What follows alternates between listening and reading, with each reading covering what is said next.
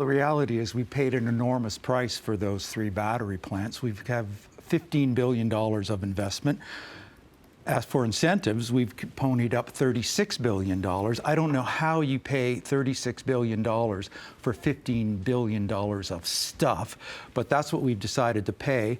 And I'm not in government, but if I was in government, I can think of lots of other better things to do with $36 billion. You know what? I have somebody. 3 battery plants. I have somebody in government right here who will answer that question. Okay, he seems to think you're throwing good money after bad on this. Flat out wrong. I read your column, by the way, and I thought about responding at the time because the actual fact of the matter is that it's not writing a check. These are tax credits for the most part. They're tax credits. So imagine then the company Volkswagen, $7 billion plant. And thank you for the comment. It's my signature on that contract. 362 days of sweat equity to get that here, and it was the moonshot. Had they not come, we don't write a check. We don't have any incentives for them in the future. We don't have a $7 billion investment. And we don't have any jobs. So they do come. We have a $7 billion investment. We have 3,000 direct jobs, about 30,000 indirect, making cathode and anode and separator and all the other 6 major components. And when they make their production numbers, they get tax credits. So it's not cash that's going out, it's tax credits. You would have no money going out if they didn't come, and you have tax credits going out. So it's not as if you're writing a check to them. That is widely viewed and incorrectly widely viewed. What's your issue with that? Well, the reality is if those investments come, and if the industry slows down the way most people anticipate the electric vehicle industry to slow down over a period of time, we could have sat on the sidelines, not to been the early adopter. We could have come in 2027, for example, or 2028, and we wouldn't have been in these Inflation Reduction Act incentives, which start to peter out in 2030. We would have had a much smaller runway of these $4,000 or so per battery incentives that we're going to be pushing out. So $4,000, another 15 seconds later, another $4,000.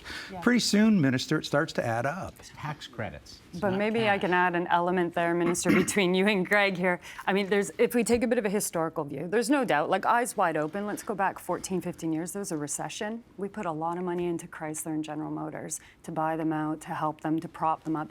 They didn't end up repaying it all. Between tax credits and loans and financing equity, did they pay it all out? No. The Canadian Federation taxpayers and the federal government did declare in the middle of the 2010s about $3 billion was lost. Saved tens of thousands of jobs. Saved tens of thousands of jobs, but we didn't get back necessarily what we put in directly. So the big answer to this is not just that we've got them in. Now the issue is, Greg, how do we retain them? And if we retain these investments, then maybe those ROIs start to emerge. But that retention, Steve and Minister, that retention has to come around retaining that green grid, building that ecosystem, and not sitting on the initial investments that happen that may not pan out the way we think just on themselves, but it's all the things that come down the line through the ecosystem being built out. Can I get you, Dennis, on the issue of, we heard it mentioned that we're in this early, we're in this to win this, we're in this deep. Would it have been better to wait for others to lead the way and then come in when we sort of have a better understanding of what it takes to be successful? No, I don't think so. I mean, you have to look at China. I mean, one company, BYD in China, has more employees in their one company than we have in the whole manufacturing sector in Ontario. It is a fight, and you have to be there now. The U.S. has attracted $75 to $80 billion of incremental manufacturing investment mostly through the Inflation Reduction Act. I think, with respect, those 787,000 people and their families, and about 12% of our provincial GDP depends on manufacturing. And automotive manufacturing and the whole parts ecosystem are really important. You're right, you could do something different, but right now there isn't something different on the table.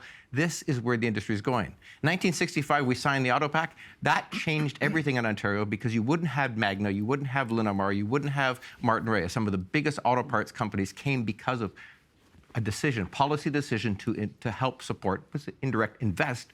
We're doing it again. I think it's the right thing to do.